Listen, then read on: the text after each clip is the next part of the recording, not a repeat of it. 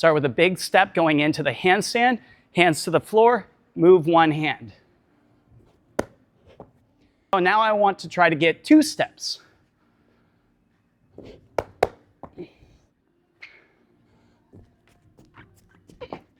When it's time to start learning handstand walking, I like to put handstand walking off to the side and start teaching a different technique.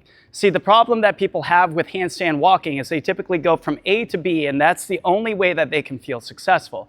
I have a thing that I call handstand marching, and the goal is to spend time under tension. That means upside down, trying to get some steps in. And what we learn from this is it doesn't matter if you walk forward or backward, you learn how to maintain your balance. Spending time upside down, doing the handstand marching and trying to take 1 step, then 2 steps, and then 3 steps is going to provide you more attempts without having to feel defeated. Every time you take 1 more step, you are effectively getting a new personal record. So here's how it starts. Start with a big step going into the handstand, hands to the floor, move one hand.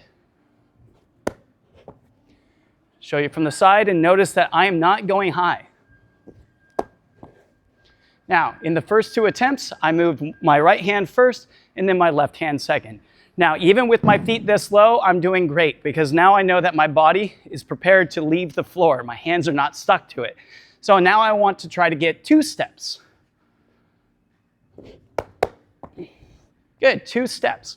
Now, I'm not in fear of my life because I'm not going completely vertical, and this is really where a lot of people get stuck with their handstand walking. To walk in a handstand walk, you have to lean just a little bit past that vertical position.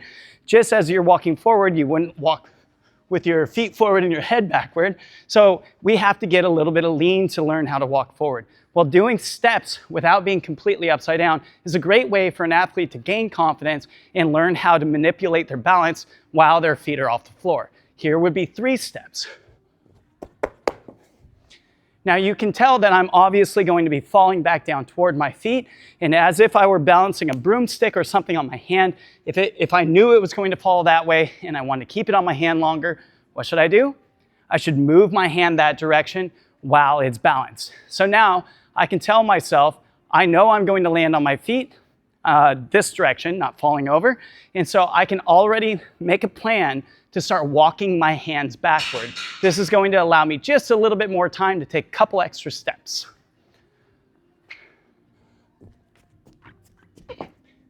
Now, I was never in jeopardy of falling over. I'm not even completely upside down, but now I have 4 steps. As an athlete, this is a good day. I just made another PB or PR. I have now 4 steps under my belt, and I'm still having a good time, feeling like I'm improving. As you go through the handstand marching steps, you get more and more, and what ends up happening is you develop the ability to feel confident while your feet are off the ground and know that you're not going to die. Eventually, and take your time doing this because you never want to scare yourself or hurt yourself, eventually, even walking backward can help save a handstand. And then you start marching in place. Or if you start going forward, that's fine too. With the ability to go forward and backward, you are now becoming more formidable than the athlete that's only trying to learn handstand walks going forward. If something happens, you're walking toward the rep line and you start falling backward, you have the ability and the technique and experience to walk backward, regain your balance, take those couple extra steps, get past your rep line, and again, it's a fantastic day. So work on those handstand marching steps, gain confidence in this position, and you will be on your way to learning handstand walks without forcing yourself into a scary position.